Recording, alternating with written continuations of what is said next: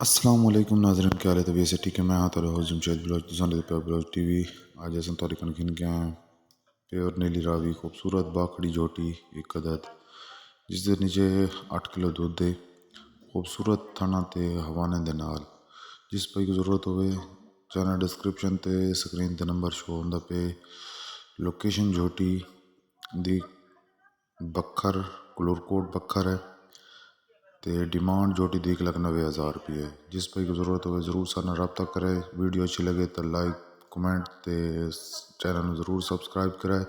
इसी दिन आज की खूबसूरत वीडियो तक करें ख़त्म। पाकिस्तान जिंदाबाद, पाक फौज जिंदाबाद।